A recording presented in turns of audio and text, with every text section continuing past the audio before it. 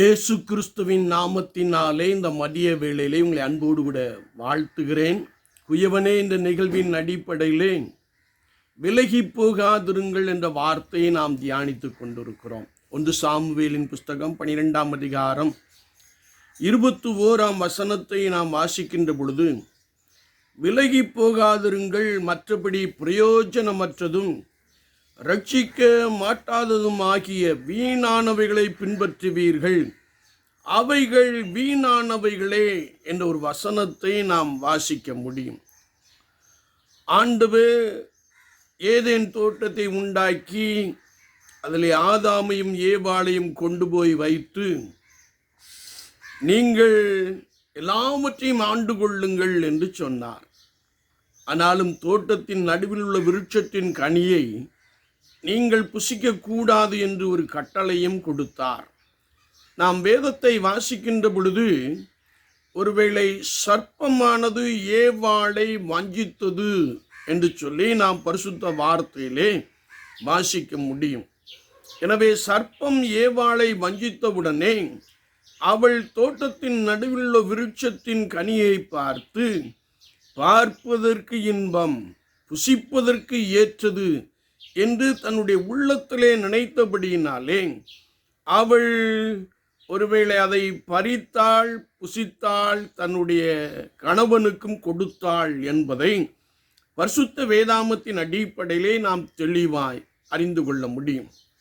என்னை கேட்டுக்கொண்டிருக்கிற என் அன்பு சகோதரனே, சகோதரியே, ஒருவேளை இந்த செயல்பாட்டிற்கு முன்பதாக ஆண்டவர் அவர்களோடு கூட பேசினார். பகலின் குளிர்ச்சியான வேளையிலே அவர்களோடு கூட பேசி அவர்களோடு கூட உலாவி வந்தார் என்று நாம் பரிசுத்த வேதாமத்திலே தெளிவாய் வாசித்து அறிய முடியும்.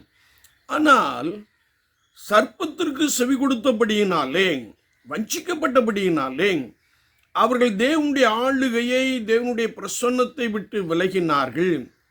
வீணான வார்த்தைகளுக்கு செவி கொடுத்தார்கள். தேவ சமூகத்திலிருந்து வெளியே போனார்கள் என்பதை நாம் பரிசுத்த வேதாமத்திலே தெளிவாய் அறிந்து கொள்ளுகிறோம். எனக்கு அன்பான தெய்வ ஜனமே, விசுவாச வாழ்க்கையிலே நீங்கள் கர்த்தராகிய இயேசு கிறிஸ்துவை விட்டு விலகி போகாதிருங்கள். அவருடைய பிரசன்னத்தை விட்டு விலகி போகாதிருங்கள். அவர் உங்களோடு கூட பேசி கொண்டிருக்கின்ற, உங்களுக்கு தன்னுடைய தரிசனத்தை கொடுத்து கொண்டிருக்கின்ற அந்த கிருபையை விட்டு நீங்கள் விலகி போகாதிருங்கள். விலகி போனால் வீணானவைகளையும் பிரயோஜனமற்றவைகளையும் பின்பற்றுவீர்கள், அவைகள் வீணானவைகளே என்று வேதம் சொல்லுகிறது. ஏனென்றால் கர்த்தருடைய வார்த்தையை நாம் வாசிக்கிறோம், அவைகள் உங்களை ரட்சிக்க மாட்டாது என்பதாக வேதம் நமக்கு தெளிவாய் கற்றுக் கொடுக்கிறது. எனவே நீங்கள் ஒரு நாளும் தேவ பிரசன்னத்தை விட்டு, தேவ மகிமையை விட்டு விலகி போகாதிருங்கள். விலகி போனால் நீங்கள் வீணானவைகளை பின்பற்றுவீர்கள், உலகத்தில் உள்ளவைகளை பின்பற்றுவீர்கள், அவைகள் உங்களை ரட்சிக்க மாட்டாது. அது மாத்திரமல்ல, தேவ திட்டத்தை நீங்கள் இழந்து போவீர்கள். ஒருவேளை இந்த உலக வாழ்க்கைக்கு பின்பதாக அந்த நித்தியமான அழிவில்லாத தேவனுடைய ராஜ்யத்தை நீங்கள் இழந்து போவீர்கள் என்பதாக வார்த்தை நமக்கு ஆழமாய் கற்றுக் கொடுக்கிறது. விசுவாச வாழ்க்கையிலே நான் கர்த்தராகிய ஆண்டவருடைய பலத்த கரத்திற்குள்ளே அடங்கி இருக்கிறோமா?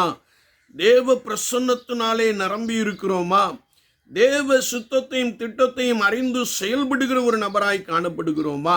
சற்று நம்மை நாமே ஆராய்ந்து பார்ப்போம். நீங்கள் கர்த்தராகிய இயேசு கிறிஸ்துவை விட்டு விலகி போனீர்களே என்றால், ஒருவேளை அது உங்கள் வாழ்க்கையிலே வீணான காரியமாக, வீணான தன்மையாக அது போய்விடும் என்பதை வேதம் நமக்கு தெளிவாய் கற்றுக் கொடுக்கிறது. யோனா தேவ பிரசன்னத்தை விட்டு, தேவ சமூகத்தை விட்டு விலகி போனான். அவனின் நிமித்தமாய் கடல் கொந்தளித்தது, கப்பல் ஆடியது, ஜனங்கள் பயப்பட்டார்கள் என்பதை நாம் ஒருபோதும் மறந்து போக வேண்டாம். எந்த ஒரு மனிதன் தேவ பிரசன்னத்தை விட்டு விலகிறானோ அவன் வெகுவாய் பாடுபடுகிறவனாக, ஒருவேளை அந்த தேவ பிரசன்னத்தை இழந்து தவிக்கிறவனாக, அவன் மாத்திரமல்ல அவனோடு கூட இருக்கிறவர்களையும் பயப்படத்தக்கதான வழியிலே நடத்துகிறவனாக காணப்படுகிறான். சற்று நம்மை ஆராய்ந்து பார்ப்போம். நாம் தேவ பிரசன்னத்தை விட்டு விலக வேண்டாம், வீணானவைகளை பின்பற்ற வேண்டாம். நீங்கள் தேவ பிரசன்னத்திற்குள்ளே இருக்கின்ற பொழுது கர்த்தருடைய ஆவியானவர் உங்களை சரியாய் நடத்திவிட போதுமானவராக இருக்கிறார். ஆண்டவர் தாமே இந்த வார்த்தைகளை கொண்டு உங்களை பலமாய் நடத்துவாராக. ஆமீன், ஆமீன்.